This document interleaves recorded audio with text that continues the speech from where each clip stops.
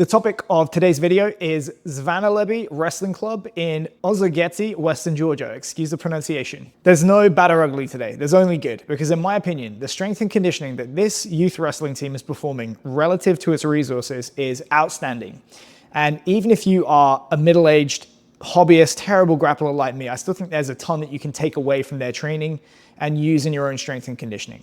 The first thing I think is resourcefulness. If you look at the indoor sessions, all they have access to is their own body weight, partners, a bench to step up on, and maybe the odd weight or band or ropes to share. Despite that, they're still doing great training that targets the whole body through a complete range of motion, through all different directions and planes of movement, through the whole force velocity spectrum with some intelligent conditioning thrown on top. Secondly, it's super age and ability appropriate. You can tell that the young kids have to earn the right to use weights and external loading. And that makes sense because you have no business trying to control an external load like a barbell or an opponent if you can't first control your own body in space. With that said, when the kids get older and they've earned the right to lift, it's a solid program. They're not too heavy on the load, there's a strong emphasis on technique, and there's nothing too technical that would take a long time to coach or take attention away from other kids in a large group. Thirdly, they do a great job of balancing two important but competing concepts in strength and conditioning. The first is specificity. When certain muscle groups and movements are being taxed again and again by the sport, you obviously want to place a heavy emphasis on these in your training.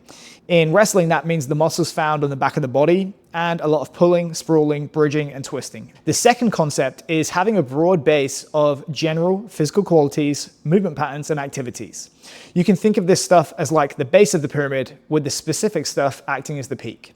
When you're new to training, the more time you take to widen the base, the higher the eventual peak is going to be. And you don't get to skip that part because trying to build the world's tallest peak on a narrow base just means that the building will eventually collapse. There's a huge amount of things that can happen within the rules, which means that you need to prepare by exposing yourself to an equally broad amount of stuff in your training. It's important to have exposure to all of these movements and activities so that you have more tools in your toolbox by the time competition comes around. The more tools you have, the more problems you can solve. Lastly, I really like the conditioning. They do a really good job of managing soft tissue risk by limiting space or slowing down speed with things like hills, sleds, and shuttles.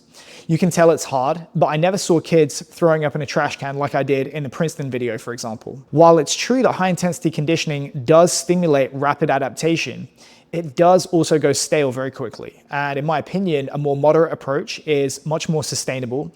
It's less likely to turn kids off of training, and it also allows them to stay fresher for practice, which is the most important thing. Great job.